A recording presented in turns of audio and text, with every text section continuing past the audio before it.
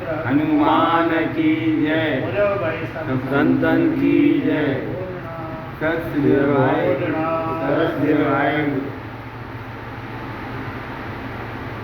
रामचंद्र जा निमाणा बोल ॿुधी मुनी राजा जनक वटि आयो ऐं राम ऐं भरत जी सॼी वार्ता ॿुधाए चवणु लॻो त हे सभिनी राजाउनि जा सिरताज हाणे अहिड़ो उपाउ ॿुधायो जीअं धर्म जी हानि न थिए ऐं सभिनी जी पत सां रहिजी अचे। तव्हीं अदल इंसाफ़ जा घर ऐं धर्म धारींदड़ न्यायकारी आहियो। तव्हां खां सवाइ को बि हीउ मूंझ मिटाए न सघंदो। मुनीअ जे मन मोहींदड़ वचन ॿुधी राजा जनक वॾे वीचार में पइजी दिलि में चवणु लॻो त मां त सम्झी नथो सघां त हाणे छा करणु घुरिजे। ॾेठि भरत सां सलाह कयईं।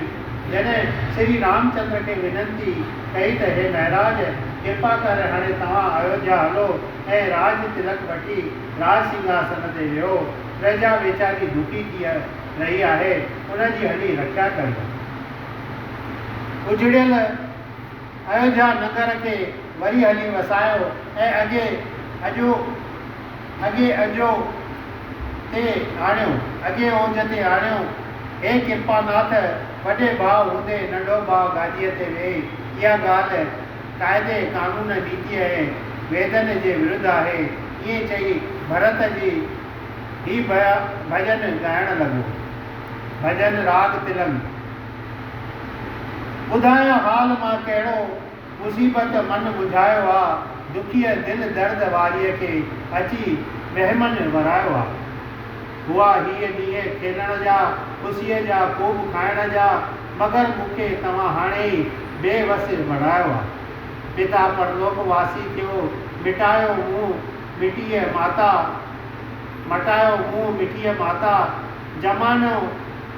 ज़मानो थी वियो दुश्मन, न कहे नातो निभायो आहे। हलो अयोध्या जे पलक में प्राण न त छॾींदुसि, न मोटी मूर वेंदुसि मां, चई तोखे जितायो आहे।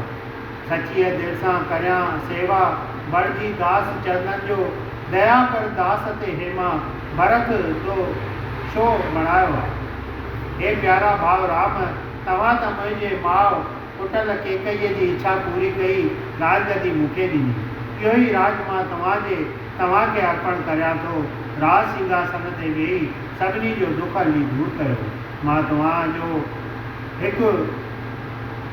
तव्हांजो हक़ दबायां, इन्हीअ खां ॼमंदे छो न मरां, मूंखां इहे असुल थी न सघंदो।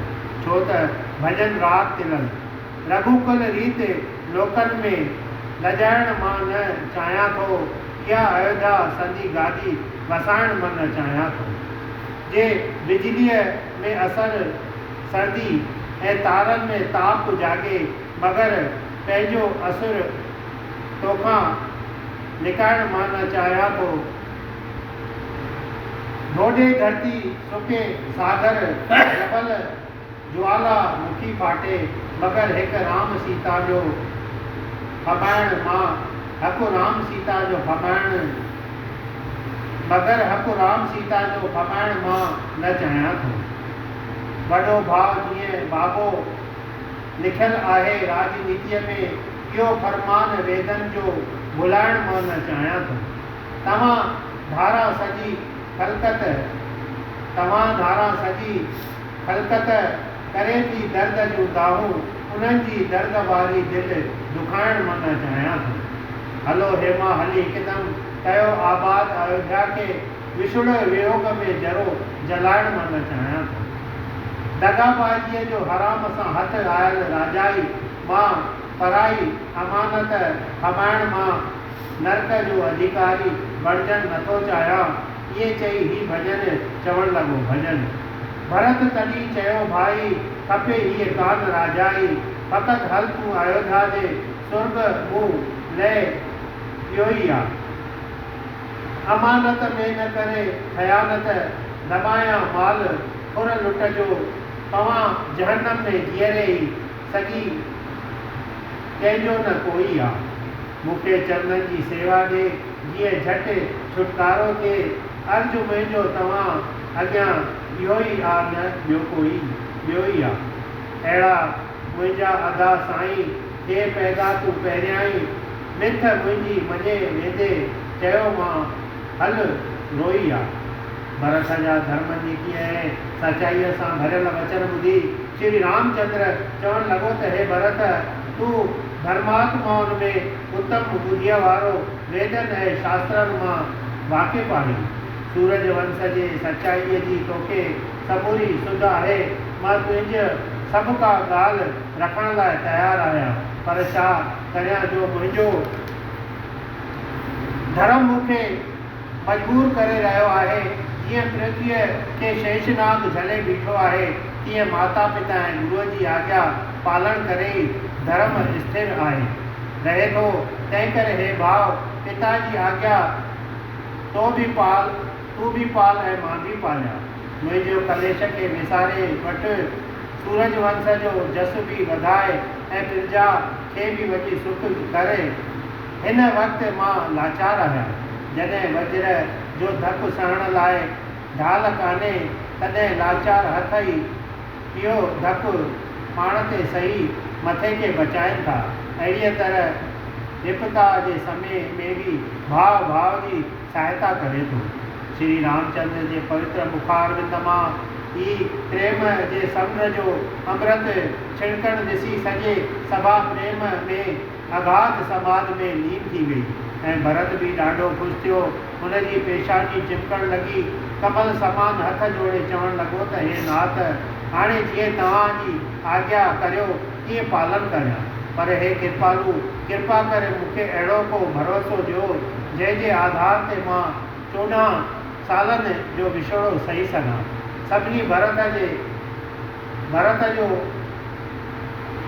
तीर्थनि जो जल मां पाण सां खणी आया आहियूं, उन लाइ कहिड़ी आज्ञा आहे?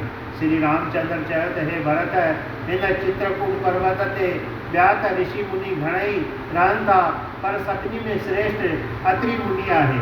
उहो जेका आज्ञा तोखे ॾे तीअं वञी कर। वॾे भाउ राम जी आज्ञा मञे भरत अत्रि मुनीअ वटि आयो, जंहिं हुनखे सॼो वन ऐं पर्वत चङीअ तरह करे घुमायो। घुमंदो हिकु जबल वटि आयो, जिते हिकिड़ो महापवित्र खूह हो। अत्रि मुनीअ भरत खे उते जल रखण जी आज्ञा ॾिनी ऐं सभिनी संतनि महात्माउनि खे साण वठी उहो खूह वटि आयो।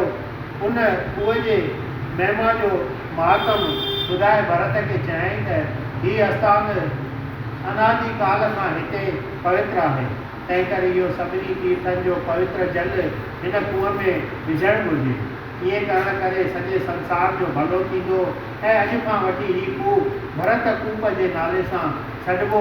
जेको मनुष्य सचीअ भावना सां हिन खूह जे जल सां सनानु कंदो, सो चारई पदार्थ पाईंदो ऐं हिन खूह जे प्रेम जो प्रभाव वॾो थींदो। तंहिंखां पोइ वरी भरत ॾे निहारे चवणु लॻो त हे भ्राता, तूं ॿिया सभु ख़्याल फिटा करे अयोध्या वञी 14 साल प्रजा खे पाल। देश खजाने ऐं नगर वासियुनि जो भार गुरुअ पंहिंजे दयालता सां पाण ई पियो निभाईंदो। ईअं चई पंहिंजूं चाकरियूं खड़का भरत खे ॾिनाई। हुन घणे प्रेम सां सिक सां चुमी मथे ते रखिया। दया निधान राम खे केरनि जूं उहे 2 चाकरियूं छा आहिनि, उन्हनि जी महिमा कवि हिन तरह कथन थो करे। भजन संसार सागर जूं कंदियूं उधार 2 चाकरियूं, भरत ॼाण जंहिं साह जो सिंगार 2 चाकरियूं। रघुवंश जी रक्षा कंदा रारो ममो पद प्रेम सां हिन लोक ऐं परलोक जो आधार 2 चाकरियूं। सन्हे जे रतननि रखण लाइ ही संदूकूं ही चवूं सचूं, भाव भक्तीअ सां भिनल टिमटार 2 चाकरियूं। अयोध्या संदो उजियारियल किलो हीउ कोट बि काबू कंदियूं, पंहिंजो दुर्लभ दर्शन की दीदार 2 चाकरियूं। धर्म शिवान जो दुजाऊं आसरे रूपी अखियूं, हो त ॼाण जे हिमत जो हथियार 2 चाकरियूं। भरत राम खां उहे चाकरियूं वठी ॾाढो ख़ुशि थियो। तंहिंखां पोइ भाव खां मोकिलाइण लॻो। राम बि भरपूर भाकुर पाए हुन सां अहिड़ो स्नेह सां मिलियो जो उन वक़्त जे स्नेह जी रस वर्णन करण खां ॿाहिरि आहे। उन वक़्तु भॻवान जो धीरज बि टुटी वियो। कमल जहिड़ा नेत्रनि मां प्रेम जा लुड़क वहण लॻा। सभई देवताऊं दुखी थियण लॻा। गुरु ऐं राजा जनक जहिड़ा ज्ञानी जन मन रूपी सुने खे वैराग रूपी आग में जलाए भस्म कयो हो, से भी वैराग ऐं वीचार छॾे अखियुनि मां लुड़क वहण लॻा। अहिड़ीअ तरह राम भरत खां मोकिलाए शत्रुघ्न खे छातीअ सां लॻाए घणो प्यारु कयो। तंहिं महिल सॼी समाज सेना ऐं ही ख़बर बिजलीअ वांगुरु पखेड़जी वई त रामचंद्र अयोध्या ॾांहुं मोटी नथो हले। तंहिं महिल सभिनी जा मुंहं लही विया ऐं लाचार थी सभिनी पुठिते मोटण जी तयारी कई। ॿिन्ही भाउरनि लक्ष्मण सां मिली ऐं सीता जे चरणनि ते मथो टेके नमस्कार कयो। उनजे चरणनि जी खाक खणी मस्तक ते लाथी। सीता बि हुननि खे ॾाढी आसीस कई। श्री रामचंद्र ऐं लक्ष्मण राजा जनक खे पेरे पई प्रणाम कयो ऐं विनंती कई त हे महाराज, कृपया कजो जो दया करे हेतिरो कलेश सही माण्हुनि समेत हिते पधारिया आहियो।